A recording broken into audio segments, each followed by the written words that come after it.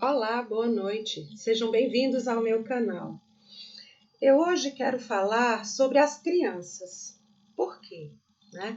Normalmente, para nós, elas são símbolo de felicidade, de alegria, de energia, de vitalidade. A gente costuma dizer que as crianças têm uma pilha Duracell, né? Perdão? A propaganda que eu estou fazendo. Mas a verdade é que parece que elas têm uma energia inesgotável, não é isso? Pois é. Eu quero falar sobre a Ingrid. Eu conheci essa garotinha linda há pouco mais de 2 meses e a história dela me tocou profundamente. Aos 7 anos, a Ingrid passou mal e acabou sendo levada ao hospital, foi atendida, precisou ser internada, passou pela UTI e o diagnóstico foi diabetes mellitus tipo 1. Açúcar elevadíssimo, né? A glicemia, glicose, tudo. Mas afinal de contas, o que é o diabetes? A gente sabe que o pâncreas é uma glândula que produz a insulina, que faz o processo, é responsável, né, pelo processamento do açúcar, é responsável pelo controle da nossa glicemia. E quando ele não funciona bem, a insulina não é produzida ou não produzida de maneira suficiente e então haverá a necessidade de uma terapia, né, de reposição da insulina. Então, a rotina da Ingrid passou a ser ditada pela sua taxa glicêmica, né? Ela inicia o dia com uma injeção de insulina que tem a função de derrubar a sua taxa de açúcar no sangue, para que ao longo do dia ela tome outras doses de manutenção, de controle. Segundo a Luciana, mãe da Ingrid, se não for feita a medicação logo no início do dia, antes dela fazer a primeira refeição, a taxa se eleva de tal maneira que ela não consegue mais controlar e a Ingrid precisa ir ao hospital. Então imaginem, desde os 7 anos essa garotinha descobriu que tem uma doença e terá que conviver com ela, porque é uma doença que não tem cura, né? Hipertensão, diabetes. Mas o diabetes é uma doença crônica de origem genética, nesse caso, né, o diabetes tipo 1. Ela não é transmissível, ela é hereditária. E se ela não for controlada, ela pode trazer complicações, agravamentos bastante sérios, né?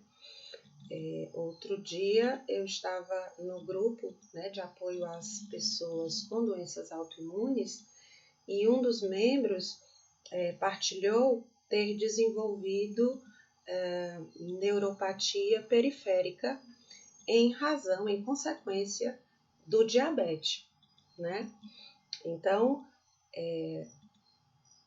prejudica os movimentos, são dores que alteram a sensibilidade, né, a força e podem comprometer gravemente a saúde, né, do paciente.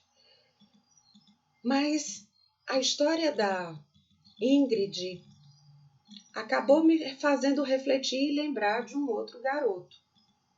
Enquanto a Ingrid ainda está na infância, eu conheci esse garoto aos 13 anos. Ele iniciou o tratamento no núcleo de apoio à saúde do mesmo plano do plano de saúde que eu tenho.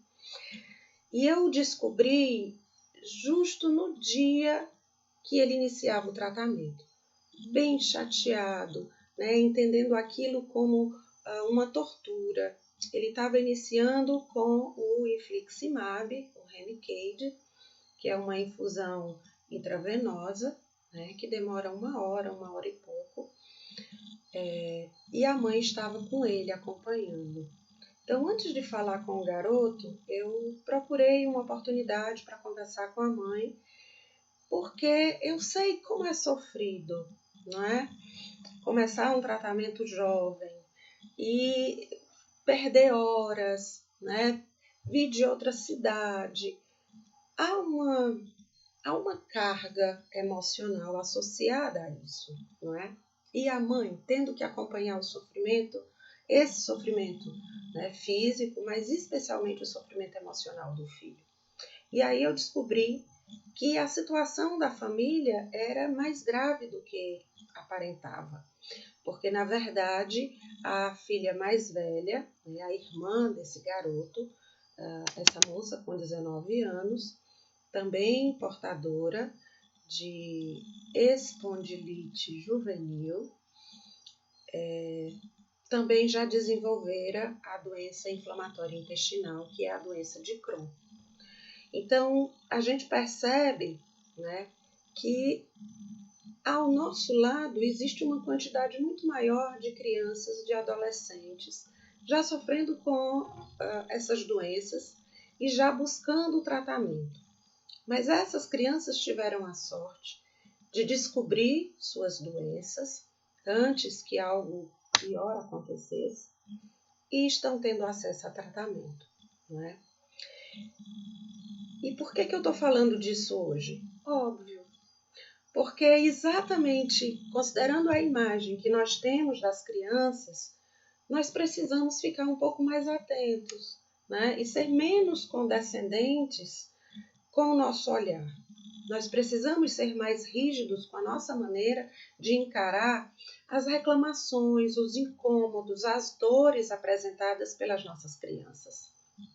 Quando a criança apresenta uma dor recorrente na sua perninha, a gente não deve achar que é manha.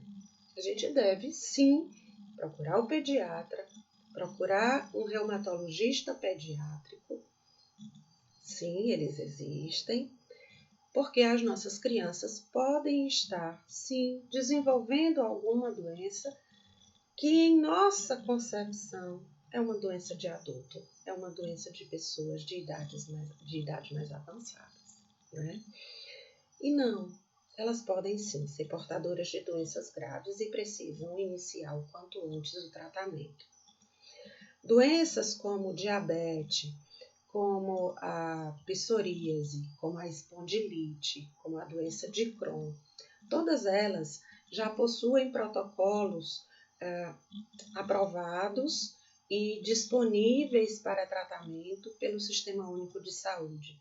O SUS apresenta o protocolo não apenas dessas doenças que eu mencionei, mas de um volume considerável de doenças, por exemplo, endometriose, por exemplo, ovários policísticos, tá certo? E tantas outras doenças que podem ser tratadas através da rede de saúde pública e com o fornecimento de medicamentos gratuitos. Então, cuide de sua criança. Pai, mãe, você que tem uma criança sob seus cuidados,